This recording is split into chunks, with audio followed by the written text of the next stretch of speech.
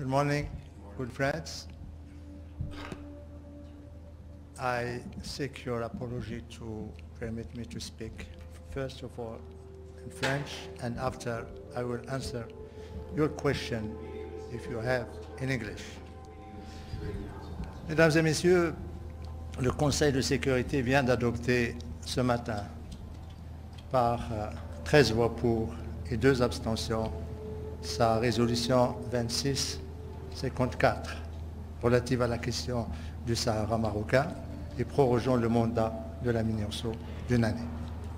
Cette nouvelle résolution réaffirme la position constante du Conseil de sécurité et à travers lui la communauté internationale, selon laquelle la solution à ce différend régional doit être politique, réaliste, pragmatique, durable et basée sur le compromis.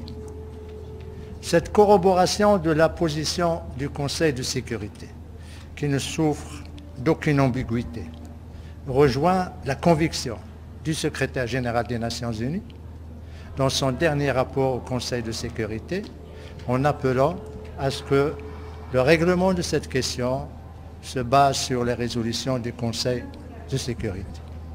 Par ailleurs, la 2654 consacre de manière irréversible, à l'instar des résolutions du Conseil depuis 2007, la prééminence, la crédibilité et le sérieux de l'initiative d'autonomie marocaine en tant que seule et unique solution à ce différend régional dans le cadre de la souveraineté et de l'intégrité du Royaume. En ce faisant, le Conseil de sécurité a conforté le soutien massif de la communauté internationale en faveur de l'initiative d'autonomie marocaine. Ce soutien s'est traduit par l'expression d'appui fort et clair et officiel de plus de 90 pays en sa faveur et surtout l'ouverture par 30 autres pays de consulats généraux à Laayoune et à Dakhla en confirmation de la marocanité du Sahara. S'agissant de l'Algérie, le Conseil de sécurité a scellé une fois de plus son statut de partie prenante principale en lui enjoignant de coopérer et de s'engager avec le secrétaire général des Nations Unies dans le cadre du processus des tables rondes dans un esprit de compromis et de réalisme, et ce jusqu'à l'aboutissement de ce processus. En outre, le Conseil de sécurité a félicité le Royaume pour ses efforts et ses réalisations dans la promotion et la protection des droits de l'homme dans ces provinces sahariennes. Enfin, et comme vous l'avez sûrement remarqué, la 2654 n'est pas une résolution bis repetita des textes des années précédentes. C'est une résolution qui se distingue par 4 nouvelles dispositions que le Conseil de sécurité considère comme étant fondamentales pour le processus politique. En l'occurrence, 1. Le Conseil de sécurité demande à l'Algérie en tant que partie prenante dans ce conflit de développer et d'exposer sa position sur la question du Sahara afin d'avancer vers la solution de ce problème. Cette demande rejoint l'appel du secrétaire général aux 4 parties, l'Algérie compris, bien évidemment, dans son dernier rapport au Conseil de sécurité, en leur demandant de faire preuve de flexibilité, de réalisme et de s'abstenir de toute condition préalable à ce processus. 2. Le Conseil de sécurité tense le groupe séparatiste armé, le Polisario, de mettre fin à ces obstructions à la liberté de mouvement de la MINURSO dans sa zone de mission et de cesser ces obstacles à la circulation des convois de réapprovisionnement de ces observateurs. Ces actes irresponsables, condamnables, suscitent, comme vous pouvez le comprendre, les plus vives préoccupations des membres du Conseil de sécurité à cet égard. 3. Le Conseil de sécurité demande aux organisations humanitaires internationales de s'assurer que l'acheminement de l'assistance alimentaire aux populations séquestrées des camps de Tindouf soit effectué conformément aux bonnes pratiques des Nations Unies. En ce faisant, le Conseil de sécurité a estimé important d'insister sur cette exigence afin que cesse le détournement de l'assistance humanitaire par le groupe séparatiste armé le Polisario et le Croissant Rouge algérien. Détournement confirmé par ailleurs dans plusieurs rapports du Haut Commissariat aux réfugiés, le Bureau des fraudes de l'Union européenne et plusieurs ONG humanitaires. 4. Et dernièrement, le Conseil de sécurité demande à ce que tous les efforts soient entrepris afin de procéder à l'enregistrement des populations des camps de Tindouf. Cette demande insistante traduit l'exaspération du Conseil de sécurité à l'égard du refus du pays hôte, l'Algérie, de permettre au Haut Commissariat de procéder à l'enregistrement de ces populations. Et ce refus, je voudrais le rappeler, dure depuis près d'un quart de siècle. Ceci dit, je suis à votre disposition maintenant. Please, I will give you the text in English. Don't worry. The full text will be sent to you in English. Monsieur l'ambassadeur, l'envoyé spécial dit avoir rencontré la société civile à Tindouf. Existe-t-il une société civile dans les camps réfugiés? C'est une question fort pertinente.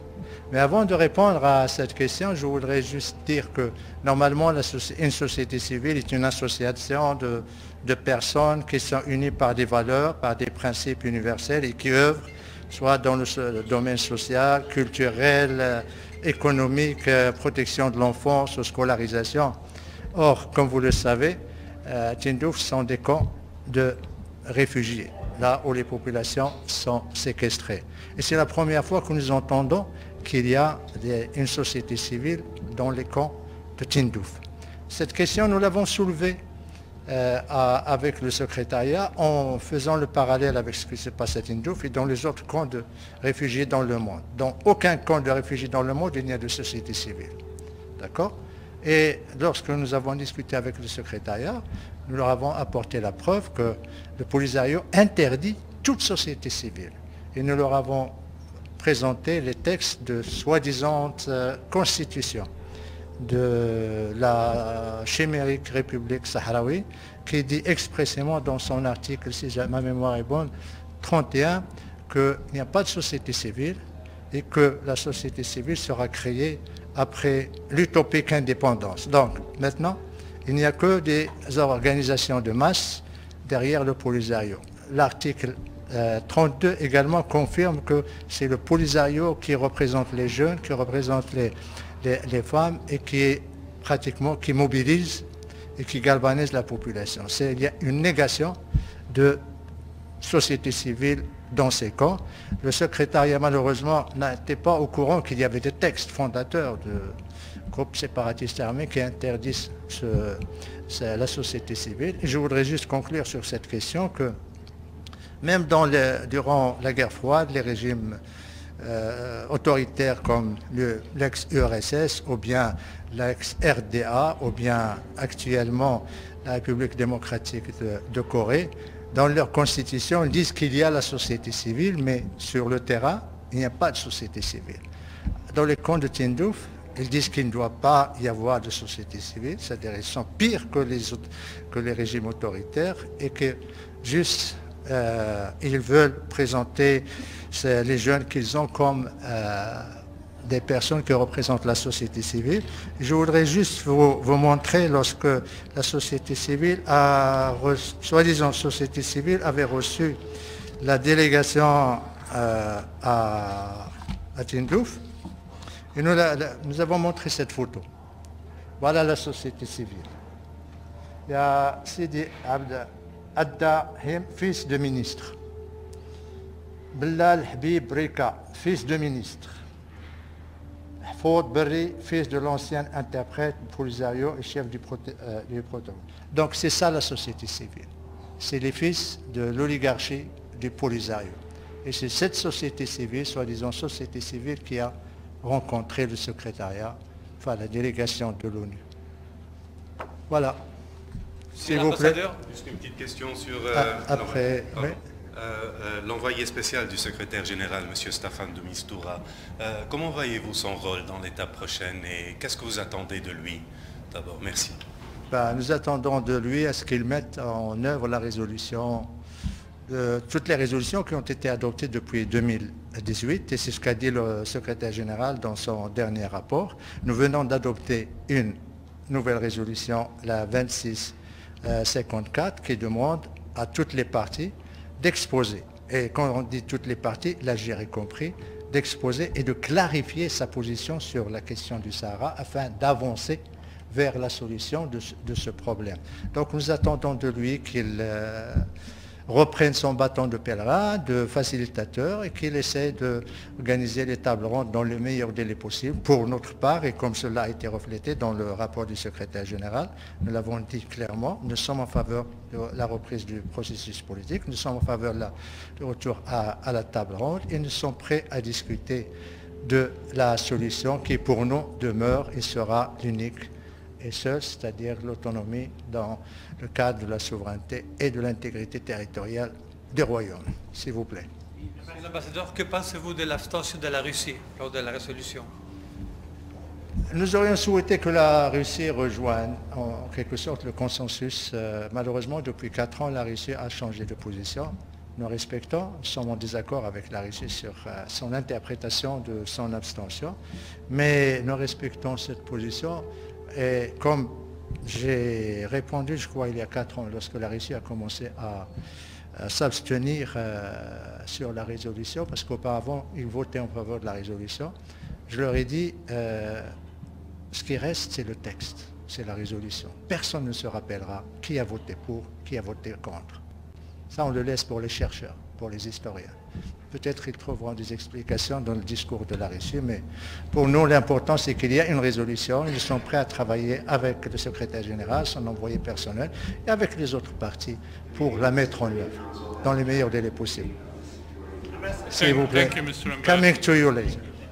Algeria is challenging now the accusations laid by Morocco, by you in this specific spot.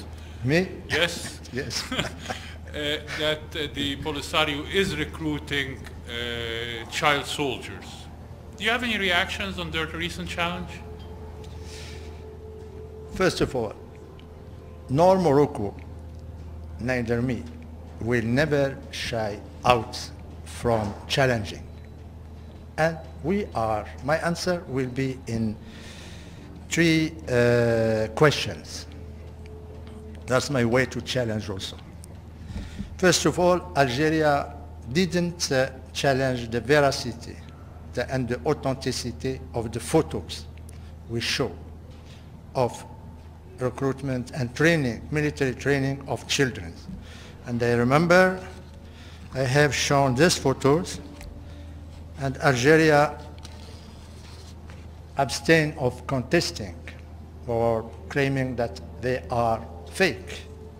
You see, these photos have been presented last year, and Algeria didn't say anything. The flag of Polisario is here.